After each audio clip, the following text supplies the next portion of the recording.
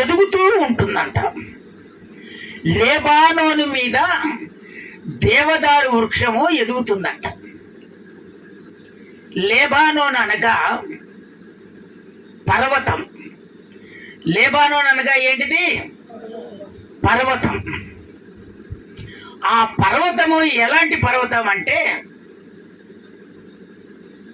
తెల్లని పర్వతం. ఆ తెల్లగా ఎందుకు పేరు వస్తుందంటే ఆ పర్వతానికి మంచుతో కప్పబడినటువంటి పర్వతం.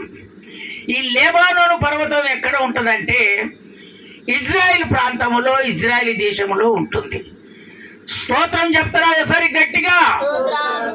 ఆ లేబానోను దేశానికంట ఆ దేవదారు వృక్షమే ఒక సౌందర్యం అంట ఆ దేశానికి. ఆ దేవదారు వృక్షమే ఆ దేశానికంతా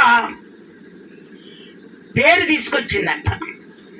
ఆ దేవదారు వృక్షమే ఆ లేబానోను దేశానికి మన జాతీయ పథకములో చక్రం ఏ విధంగా ఉంటుందో అక్కడ కూడా ఆ జాతీయ జెండకు ఈ దేవదారు వృక్షాన్ని జాతీయ జెండకు అనుగ్రహిస్తారు. ఆ లేబానోను మీద దేవదారు వృక్షము ఎదుగుతున్నట్టుగా మనమందరం ఎదగాలని దేవుడు ఈరోజు సంపూర్ణ ఉపవాస ప్రార్థనలో దేవుడు మనతో మాట్లాడుతున్నాడు. స్తోత్రం చెప్తారా ఒకసారి గట్టిగా? ఇంకొకసారి గట్టిగా చెప్తారా? ఈ దేవదారు వృక్షం అంట ఎత్తు ఇంచుమించు 140 అడుగుల నుంచి 180 అడుగుల దాకా పెరుగుతుందంట.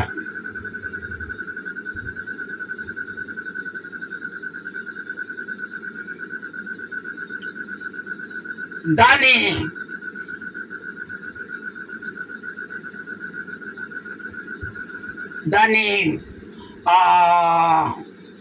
మొదలు కింద దాని మొదలు చుట్టుకొలతంట 36 మీటర్లు ఉంటుందట.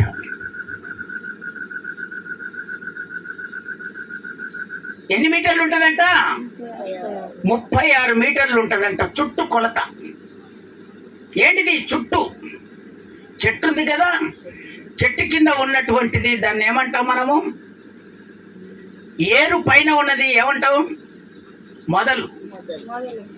ఆ మొదలు చుట్టూ కొలత అంట 36 మీటర్లు ఉంటుందట.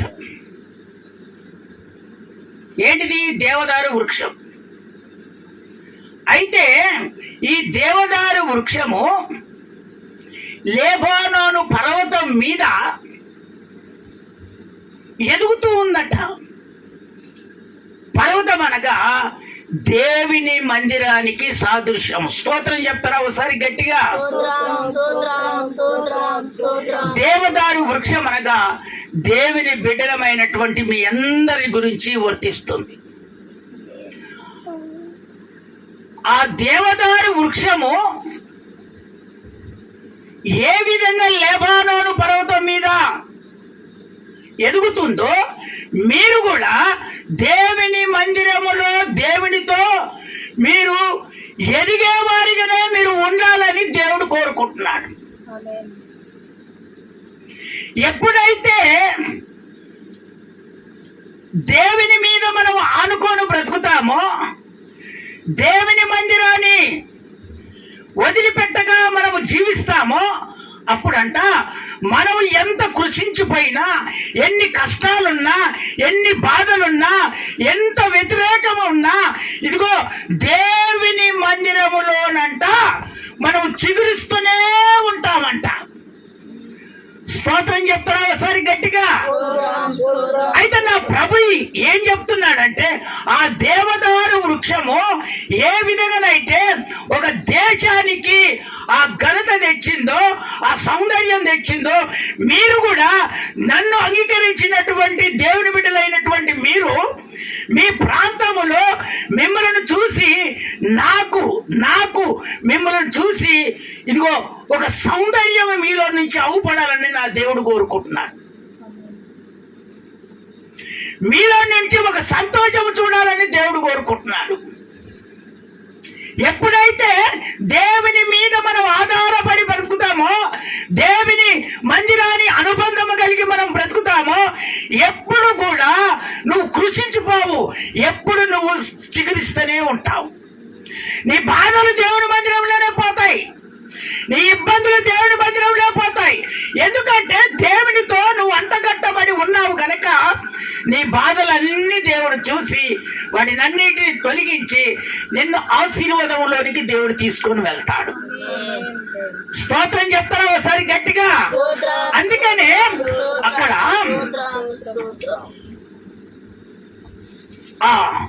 దేవదారు వృక్షం అంట స్థిరత్వము కలిగినదంట, బలము కలిగినదట. ఎందుకు స్థిరత్వము కలిగింది, బలము కలిగిందంటే ఆ లెబానోను పర్వతం మీద అంటగట్టబడి ఉన్నది, దేవునితో అనుబంధం కలిగి ఉన్నది. దాని వేర్లు కిందికి పాకినాయి కాబట్టిగా అది స్థిరత్వము కలిగినటువంటిది, బలము కలిగినటువంటిదిగా నిలబడింది. అందుకనే దేవుని బిడ్డలమైనటువంటి మనము దేవుని మందిరములో మన ఏరు నాటబడాలి, కిందికి నాటబడి వెళ్ళాలి. ఎప్పుడైతే మన ఏరు పాతుకొని కిందికి వెళ్ళిపోతుందో అప్పుడు మన బలం ఉండదు, శరీర సంబంధమైనటువంటి బలం ఉండదు. దేవుని మందిరములో నాటబడితే దేవుని బలము మనలోనికి వచ్చేస్తుంది. స్తోత్రం చెప్తారా ఒకసారి గట్టిగా? ఎప్పుడైతే దేవుని బలము మన మీదికి వచ్చేస్తుందో మనము చిగురిస్తూనే ఉంటాము. ఏ ఆపద దేవుడు రానియాడు, ఏ బాధ మనకు దేవుడు రానియాడు, ఏ సమస్య దేవుడు మనకు రానియాడు. అందుకనే నా ప్రభు అంటున్నాడు, దేవుని మందిరములో నువ్వు నాటబడాలి.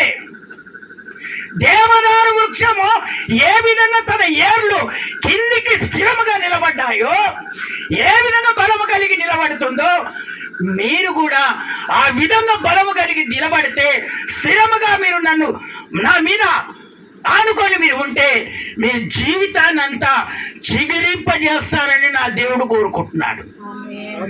స్తోత్రం చెప్తారా ఒకసారి గట్టిగా? ఇంకొకసారి గట్టిగా చెప్తామా?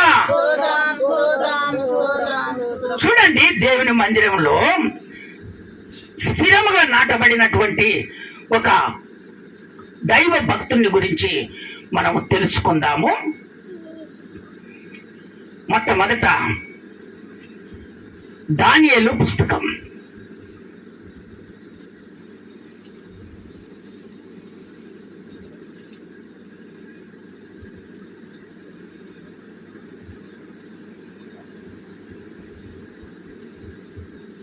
6వ అధ్యాయము 10వ వచనం. దానియేలు పుస్తకము 6వ అధ్యాయము 10వ వచనం. దానియేలు పుస్తకం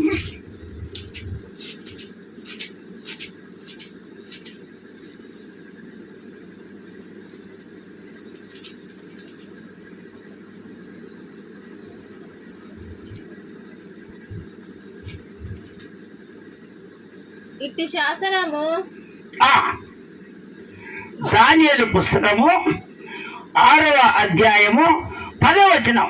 ఇట్టి శాసనము సంతకము చేయబడినని దానియేలు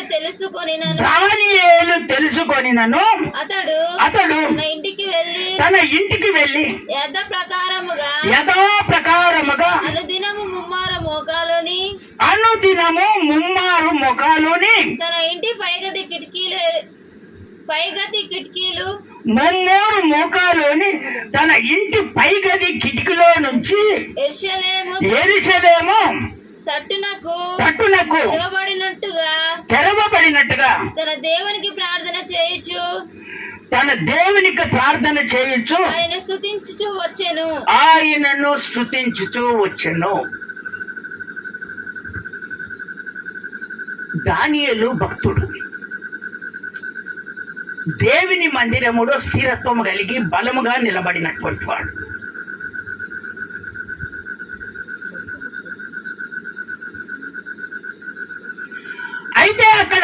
రాజు శాసనం పెట్టాడు. ఏమని శాసనం పెట్టాడంటే 30 రోజుల వరకు నీకు ఏ సమస్య వచ్చినా, ఏ బాధ వచ్చినా, ఏ దేవుని మొక్కకూడదు, ఏ మనిషిని మొక్కకూడదు, ఎవరితో మాట్లాడకూడదు. ఈ 30 దినాలు రాజు దగ్గరికి పోయి ఆయనకు మాత్రమే ప్రార్థన చేసి, ఆయనకు మాత్రమే దండం పెట్టి, ఆయన దగ్గరనే సలహా తీసుకొని ఆ విధంగా బ్రతకాలని ఒక శాసనాన్ని పెట్టారు. ఎన్ని రోజులు? 30 రోజులు. ఆ 30 రోజులు ఆ శాసనం పెడితే ఈ దానియేలు ఏం చేస్తున్నాడు? ఆ శాసనాన్ని అంగీకరించలేదు. అందరూ అంగీకరించారు కానీ దానియేలు మాత్రము ఆ శాసనాన్ని అంగీకరించలేదు. ఎందుకు అంగీకరించలేరంటే దేవుని నమ్ముకున్నటువంటి నీతిమంతుడు దేవుని మీద ఆనుకొని, దేవుని మందిరము అంటగట్టబడి దేవునితో బ్రతుకుతున్నటువంటి ఈ నీతిమంతుడు దేవుని వదిలిపెట్టి మనుషులకు ఎవరికి మొక్కడు, ఎవరి దగ్గరికి పోయి సలహా తీసుకోడు. అయితే ఈ దానియేలు, నీతిమంతుడైనటువంటి దానియేలు ఈ 30 దినాలు ఎవరిని మొక్కకూడదని శాసనం పెట్టినా కూడా ఇతడు యథావిధిగా ఇంటికి వెళ్ళి యెరూషలేము అవుపడేటట్టుగా పైన కిటికీ తీసేసి దేవుని మందిరాన్ని తలుచుకొని అక్కడ మూకాలు ఉండి ముమ్మారు ప్రార్థన చేయటం మొదలుపెట్టాడు. ఆ శాసనంలో ఏం రాశారంటే, ఒకవేళ రాజును గాక వేరే వాళ్ళకి ఎవరికి ప్రార్థన చేసినా కూడా సింహపు బోన్లో వేయాల్సింది. ఎక్కడ వేయాలి? సింహం బోన్లో వేయాలి. వాడు బ్రతుకోదిగా సింహం బోన్లో వేయాలి. ఆ సింహాలు అతనిని చంపేయాలి. ఎందుకో ఈ దానియేలు మీద ఇంత పగబట్టారంటే ఇతడు దేవుని అంగీకరించినందుకు. దేవుని బిడ్డలైనటువంటి మనల్ని చాలా మటుకు దేవుని అంగీకరించి బ్రతుకుతున్నటువంటి మనల్ని చాలా మటుకు ఏమంటారంటే ఎగతాళి చేస్తూ ఉంటారు. అనేకమైన బాధలతో ఇబ్బందులు పెట్టే మాదిరిగా మాట్లాడుతూ ఉంటారు. ఒకరిని చూసి ఒకరిను ఇదిగో కైలాటం పెట్టినట్టుగా మాట్లాడతారు. ఆ కుటుంబాన్ని చెడగొట్టేటట్టు చేస్తూ ఉంటారు. ఈ ప్రకారంగా చేస్తూ ఉంటారు. అయితే ఇక్కడ ఏం జరిగిందంటే దేవుని నమ్ముకున్నాడు కనుక ఇతడు ప్రధానులలో ఉండకూడదు, మాకు న్యాయపు తీర్పు తీర్చేవాడిగా ఉండకూడదు. ఎట్టి పరిస్థితిలో ఇతని మరణము మేము చూడాలని రాజుకు తెలియకుండా ఈ శాసనాన్ని అందరూ అనుకొని అధిపతులు, మంత్రులు, ప్రధానులు అనుకొని ఇతనిని ఏ విధము చేతనైనా సరే ఇతనిని సంహరించాలి, చంపాలి, సింహం బోన్లో వేయాలి. ఎందుకంటే ఇతడు నీతిమంతుడు గనక దేవుని ద్వారానే మనం ఇతన్ని దొరికించుకుంటాం తప్ప ఇక న్యాయ విచారంలో ఎక్కడ కూడా అతనిని మనము ఎదుర్కొనలేము. ఎందుకంటే అతడి నీతిమంతుడు గనక ఎక్కడ కూడా పాపం చేయడు, ఎక్కడ కూడా అతన్ని దొరికించుకోలేము. కానీ దేవుని ద్వారానైతేనే అతను దొరికించుకుంటామని ఈ శాసనం పెట్టి రాజు దగ్గరికి తీసుకొని వెళ్ళారు. రాజు అన్నట్టుగా సంతకం చేశాడు. వెంటనే ఆ సంతకం చేసిన తర్వాత రుచిపోయిపోయింది. ఇప్పుడు దేవుని అంగీకరించుకున్న బ్రతుకుతున్నటువంటి వాళ్ళు ఏం చేస్తారంటే పక్కల అన్యుల కుటుంబం ఉండి మనం వాళ్ళ సంగత్యం కలిగి జీవిస్తున్నాం అనుకో, మన సారాంశం ఎవరు తీసుకొని పోతారు? ఇప్పుడు అన్యుల కుటుంబం మన పక్కన ఉంది, మనం దేవుని అంగీకరించి బ్రతుకుతున్నాం. మన ఎన్ని సారాంశం ఎవరు తీసుకొని పోతాడు? ఇప్పుడు అన్యునికి చెప్తాం కదా మనం క్లోజ్గా ఉన్నట్టని. ఈ అన్యునికి చెప్తాం. ఈ అన్యుడు ఏం చేస్తాడు? మన విషయాలన్నీ తీసుకుపోయి వానికి చెప్పాడు. అయితే వాడు ఏం క్యాచ్ చేస్తాడంటే మన నుంచి ఒక తప్పును దొరికించుకోవడానికి ఆ ట్రయల్ చేస్తుంటాడు వాడు. కానీ యథావిధిగా వీళ్ళు మనం మంచిగానే ఉంటారు మళ్ళా, కానీ వీళ్ళు ఖచ్చితంగా మనకు మోసం చేస్తారు. ఇక్కడ జరిగిన సిచ్యువేషన్ అది. అయితే ఈయన ప్రార్థన చేస్తుంటే ఎవరు? దానియేలు ముమ్మూరు మొగాలు అని దేవుని మందిరమును చూసుకొని ప్రార్థన చేస్తుంటే వీళ్ళు చూశారు. వీళ్ళు చూసి వెంటనే క్యాచ్ చేసేసి రాజు దగ్గరికి వెళ్ళి, రాజా నీకు తప్ప ఎవరిని మొక్కొద్దని శాసనం పెట్టారు కదా, ఇదిగో యూదుడైనటువంటి దానియేలు మొకాలుని ప్రార్థన చేస్తున్నాడు అనగానే వెళ్ళండి, తీసుకొని వెళ్ళి సింహం బోన్లో వేయండి అన్నాడు. ఈ దానియేలు తీసుకొని పోయి సింహం బోన్లో వేసాడు. సింహం బోన్లో వేస్తే ఈ దానియేలు ఏం చేస్తున్నాడు? యేసయ్యకు ప్రార్థన చేయటం మొదలు పెట్టాడు. స్తోత్రం చెప్తారా ఒకసారి గట్టిగా? ఇంకొకసారి గట్టిగా చెప్తారా? దేవుని బిడ్డలారా, ఎప్పుడైతే దేవుని అంటగట్టబడి ఆయనను ఆనుకొని మనం జీవిస్తామో, ఏ ఆపద సంభవించినా కూడా, ఏ బాధ వచ్చినా కూడా నా ప్రభు వాటిని ఖచ్చితంగా తొలగిస్తాడు. నా ప్రభు నీతో మాట్లాడుతున్నాడు. ఒకవేళ చెప్పరానటువంటి విషయాలు ఒకవేళ మీలో ఉండొచ్చు, కానీ దేవుని వాక్యం వింటున్నటువంటి దేవుని బిడ్డలైనటువంటి మీరు ఈ వాక్యాన్ని విశ్వసించి మీరు నమ్మిన వెడల మీరు ఖచ్చితంగా అద్భుతాన్ని చూస్తారు. కానీ మీరు ఏ విధంగా ఉండాలి? దేవుని మీద ఆనుకొని మీరు ఉండాలి. అప్పుడు నువ్వు చికిత్స్తావు, అప్పుడే నీ బాధ తొలగిపోద్ది, నీ సమస్య అంటే తీరిపోతాయి. ఈ దేవదారు వృక్షము ఎవరిని ఆనుకొని ఉంది?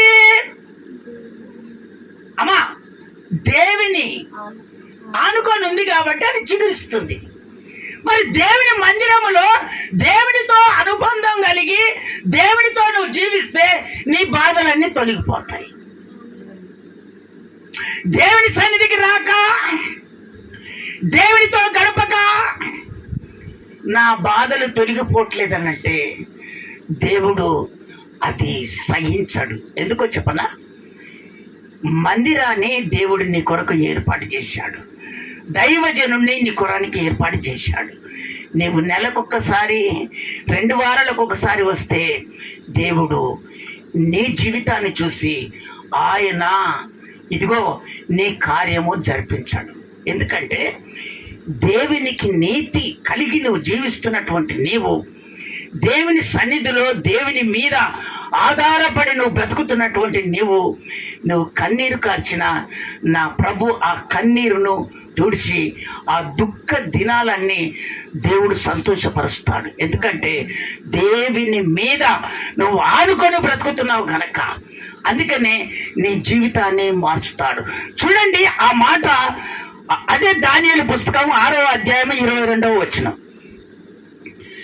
దానియేలు తీసుకొని వెళ్ళి ఆ బోన్లో వేశారు.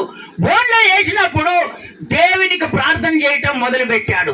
ఆ తర్వాత ఏమైందో 6వ అధ్యాయం 22వ వచనం చదువునానా. నేను నా దేవుని దృష్టికి నిర్దోషినిగా కనబడితిని గనుక ఆయన తన దూతను పంపించి సింహములు ఏ హానియు చేయకుండా వాటి నోలు మూయించెను. స్తోత్రం చెప్తారా ఒకసారి గట్టిగా? ఇంకొకసారి గట్టిగా చెప్తారా? రాజా నీ దృష్టికి నేను నేరము చేసిన వాడను కాను కదా నేను. చూసారా? రాజా నీ దృష్టికి నేను నేరం చేసిన వాడిని కాదు కదా. అందుకనే దేవుని బిడ్డలారా, దేవుడు సామర్థ్యత కలిగినటువంటి దేవుడు. దేవుని మీద నువ్వు ఆనుకొని బ్రతుకుతే ఇదిగో ఖచ్చితంగా దానియేలు ఆనుకొని బ్రతికాడు గనక సింహం బోన్లో వేస్తే ఇదిగో ప్రార్థన చేస్తుండగానే దేవుని దూతను పంపించి ఇదిగో ఎక్కడ ఉన్నటువంటి సింహాలను అక్కడనే నిలుమోకాల మీద ఉంచాడు. ఇదిగో దానియేలు ప్రార్థన చేస్తుంటే అవన్నీ ఏకీభవించి దేవునికి ప్రార్థన చేయటం మొదలుపెట్టాయి. వెంటనే రాజు రాగానే రాజుకు చెప్తున్నాడు, అయ్యా నేను నిర్దోషిని గనక నీతిమంతుని గనక నా దేవుడు దూతను పంపించాడు, సింహము నోళ్లను మోయించాడు. రాజా నీ దృష్టికి నేనేమన్నా నేరం చేసినా అని అడిగితే, అయ్యా నువ్వు నేరము చేసిననివి కాదు.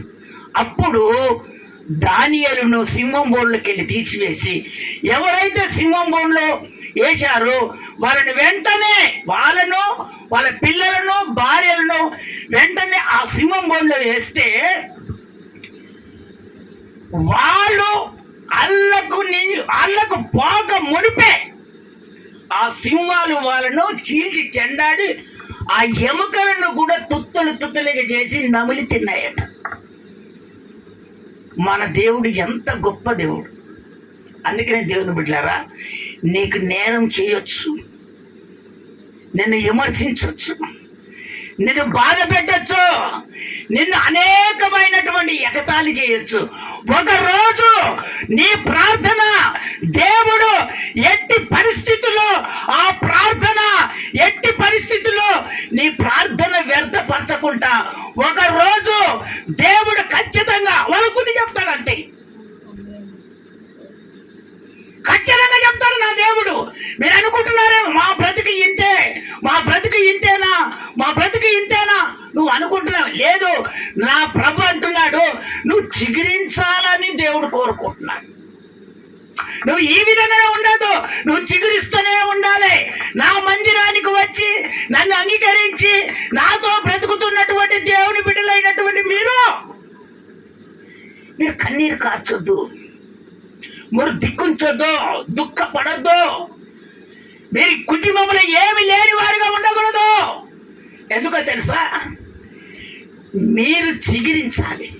మీరు నన్ను అంగీకరించారు కనుక మీ ఏళ్ళు ఎక్కడ బాతపడాలి? దేవుని మందిరములో ఏళ్ళు నాటబడాలి. దేవుని బలము నీ బలము కాదు. అప్పుడు దేవుని బలము నీలోనికి వచ్చేస్తుంటది. నీవు ఆశీర్వాదములోనికి వెళ్ళి అందరి ఎదుట చిగిరించే మాదిరిగా నువ్వు అవుపడతావు. స్తోత్రం చెప్తారా ఒకసారి గట్టిగా? రెండవదంట ప్రభువు నాటిన వృక్షం అంట. ఏంటిది? దేవదారు వృక్షము, దేవుడు నాటినటువంటి వృక్షం అంట. ఆ చదువుతారా? ఆ వాక్య భాగంలోనికి మనం వెళ్దాం. కీర్తనాల పుస్తకము 104వ కీర్తన 16వ వచనం. 104వ కీర్తన 16వ వచనం. యెహోవా వృక్షములు తృప్తి పొందుచున్నవి ఆయన నాటిన లాబానోను దేవదారు వృక్షములు తృప్తి పొందుచున్నవి. వృద్ధి పొందుచున్నాయా? తృప్తి పొందుచున్నాయా? తృప్తి పొందుతున్నాయి. మళ్ళీ రిపీట్ చేస్తావా మాట? చక్కగా వినండి. యెహోవా నాటిన వృక్షములు తృప్తి పొందుచున్నవి. ఆయన నాటిన లెబానోను దేవదారు వృక్షములు తృప్తి పొందుచున్నాయి. అవి తృప్తి తీరే వాటికి ఏది తక్కువ కానియట్లేదంట దేవుడు. ఆ దేవదారు వృక్షములకు కావలసినటువంటి ఆ వృక్షానికి దేవుడు అనుగ్రహిస్తున్నాడు. ఎందుకంటే దేవుని మీద ఆనుకొని ఉన్నది. అందుకనే దేవుని బిడ్డలైనటువంటి మనము దేవుని మందిరములో దేవునితో ఆనుకొని మనం బ్రతుకుతే నా దేవుడు ఏది తక్కువ నీకు చేయడు. నీకు కావాల్సినటువంటి సమృద్ధి ఇగో తృప్తి పరుస్తున్నాను. నీ ఇంట్లో ఏది కొంచెం ఉందో నా ప్రభు అంటున్నాడు, నిన్ను తృప్తి పరచేటట్టుగా నా దేవుడు చేస్తాడట. ఇక చాలు, నాకు సమృద్ధిగా ఉంది అని తృప్తి పడేటట్టుగా దేవుడు చేస్తాడట.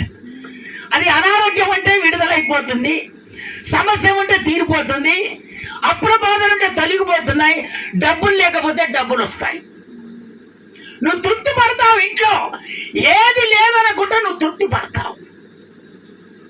ఎప్పుడు తృప్తి పడతావు? ఎప్పుడు తృప్తి పడతావు? దేవుడు ఏమంటున్నాడు? ప్రభు నాటిన వృక్షం వలె దేవుడు నిన్ను నాటినట్టుగా, దేవుడు నువ్వు అంగీకరించినట్టుగా, దేవునితో నువ్వు నిబంధన చేసుకొని ఆ ప్రకారంగా నువ్వు జీవిస్తే ఖచ్చితంగా నిన్ను నా దేవుడు తృప్తిపరుస్తాడు. స్తోత్రం చెప్తారా ఒకసారి గట్టిగా? చదువుతారా? ఆ మాట వివరించి చెప్తాను. యోహాను సువార్త 15వ అధ్యాయము 5వ వచనం. 15వ అధ్యాయము 5వ వచనం. యోహాను సువార్త. ద్రాక్షవల్లిని నేను, ఇదిగో ద్రాక్షవల్లిని నేను, తీగలు మీరు. తీగలు మీరు. ఎవడు నా యందు నిలిచియుండునో, ఎవరు నా యందు నిలిచియుండురో, నేను వాని యందు నిలిచియుందును. నేను ఖచ్చితంగా వాని యందు వాడు బహుగా ఫలించును. అప్పుడు ఫలిస్తూనే ఉంటాడు. నాకు వేరుగా ఉండి మీరేమి చేయలేరు. మీరు ఏం చేయలేరు. మీరు నన్ను అంగీకరించి నన్ను వేరు చేసి మీరు ఏమి చేయలేరు. పక్క వాళ్ళ మాటలు విని నువ్వు మార్గంలో నడుస్తున్నటువంటి నీ మార్గాన్ని చెడగొట్టే పక్క వాళ్ళతో మాటలు విని నువ్వు ఏమి చేయలేవు అంటున్నాడు దేవుడు. మళ్ళీ రిపీట్ చేయి, ఆ మాట రిపీట్ చేయి, చక్కగా రిపీట్ చేయి. ద్రాక్షవల్లిని నేను, తీగలు మీరు. ఎవడు నా యందు నిలిచియుండును, ఎవరైతే నా యందు నిలిచి ఉందురో, నేను ఎవని యందు నిలిచి ఉంటున్నా బహుగా ఫలించు. వారు బహుగా ఫలిస్తారు. నాకు వేరుగా ఉండి మీరేమి చేయలేరు. మీరు ఏం చేయలేరు. నాకు వేరుగా ఉండి మీరు ఏం చేయలేరు. అందుకనే దేవుని బిడ్డలారా, ఇదిగో దేవదారు వృక్షము ఎవరితో నాటబడింది? యేసయ్యతో. అందుకనే ఆ యేసయ్యతో నాటబడింది కాబట్టి అది చిగురిస్తుంది.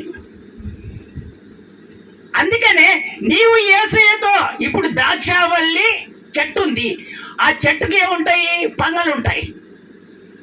ఆ చెట్టుకు అంటగట్టబడి నువ్వు ఉంటే ఆ పంగల మాదిరిగా నువ్వు ఫలిస్తూనే ఉంటావు. నీకు ఏది తక్కువ కాదు. నీ జీవితంలో నువ్వు ఏది సాధించాలని ఆశపడుతున్నావో దేవుడు ఖచ్చితంగా నీకు సమృద్ధిగా కలుగజేస్తాడు. స్తోత్రం చెప్తారా ఒకసారి గట్టిగా? అందుకనే ద్రాక్షవల్లిని నేను, తీగలు మీరు. అందుకనే నన్ను వీడి మీరు ఏమి చేయలేరు. అందుకనే